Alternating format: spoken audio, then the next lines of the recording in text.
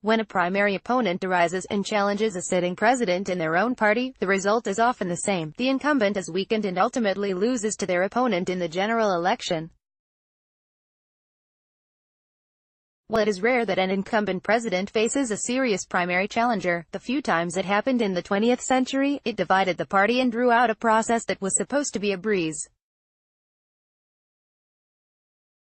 Now, after a tumultuous 2 years in the White House, President Donald Trump is facing the prospect of a primary challenger, or perhaps several. Read more. Former Massachusetts Governor Bill Weld announces exploratory committee for 2020 GOP nomination, setting up a possible primary challenge to Trump. Former Massachusetts Gov. Bill Weld launched an exploratory committee to examine a run for president on the Republican ticket. Weld, who in 2016 was the vice presidential nominee on the Libertarian Party ticket, has characterized Trump as unstable and unfit to be president. To compound matters, our president is simply too unstable to carry out the duties of the highest executive office, which include the specific duty to take care that the laws be faithfully executed, in a competent and professional manner, Weld said at an event in New Hampshire upon announcing his exploratory committee.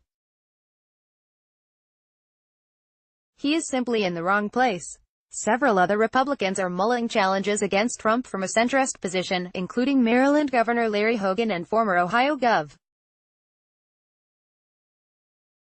John Kasich, who unsuccessfully ran for the GOP nomination in 2016. Primary challenges against sitting presidents typically weaken them.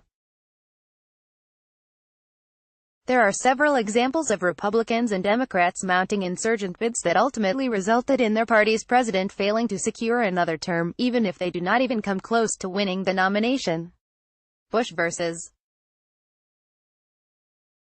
Buchanan. Patrick Buchanan in 1992, Steve List, The Life Images Collection, Getty Images. An examination of the 1992 Republican presidential primary is somewhat of a reverse of the situation that Trump could soon find himself in. Patrick Buchanan, a former senior aide to both President Richard Nixon and President Ronald Reagan, mounted a primary challenge against Bush. Buchanan ran from nationalist, right-wing approach. He was much further to the right than Bush, promoting a nationalist, populist agenda against what many on the right viewed as a weak-kneed globalist.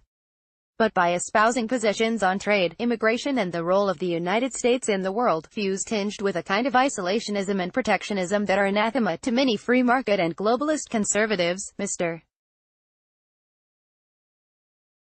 Buchanan is seen by some as an imperfect spear with which to impale the president, the New York Times' Stephen Holmes wrote in 1992. Buchanan's challenge rattled the Bush campaign.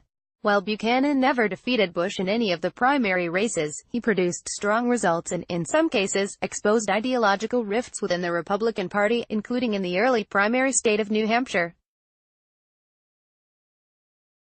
Bush would go on to lose his re-election fight against Bill Clinton. Kennedy vs. Carter. When Massachusetts Sen. Ted Kennedy challenged Jimmy Carter in 1980, the U.S. economy was not in top shape, prompting questions about Carter's strength and ability to win re-election. Carter and Kennedy were at odds for quite some time. But the primary race brought that bad blood to the forefront of American politics. Kennedy would go on to severely damage Carter in the primary, winning 12 states compared with Carter's 29. Kennedy, who remained in the Senate and died in 2009, eventually acknowledged he would not win the primary and bowed out of the race. But Carter would go on to lose to Ronald Reagan, who was the California governor at the time.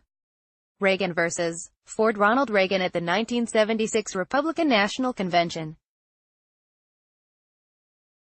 David Hume Kennerly, Getty Images. Before Reagan defeated Carter in 1980, he mounted a primary challenge against President Gerald Ford, who had recently taken over as the commander-in-chief in the wake of the Watergate scandal and the resignation of Richard Nixon.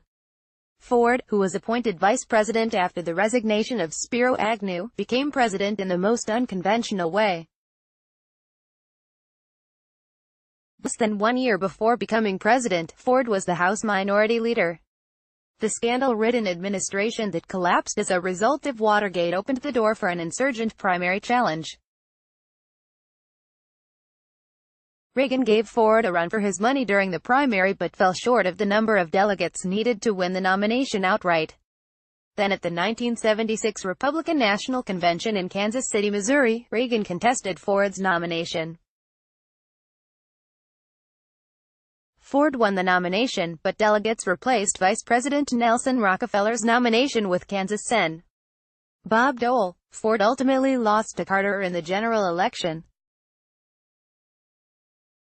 Other primary challenges created problems for incumbents. A handful of other instances of primary challengers attempting to oust incumbent presidents have shaken up races but have done far less damage. When Senator Eugene McCarthy of Minnesota challenged President Lyndon B. Johnson in 1968 at the height of the Vietnam War, the Democratic Party devolved into chaos, ultimately leading to the complete restructuring of the primary system for the following presidential election. Read more. Here are the key differences between primaries and caucuses, and which states use each. New York Senator Robert Kennedy then challenged Johnson for the Democratic nomination, too. What followed became one of the most chaotic primary campaigns in U.S. history. Johnson bowed out of the race and was replaced at the top of the ticket by Vice President Hubert Humphrey.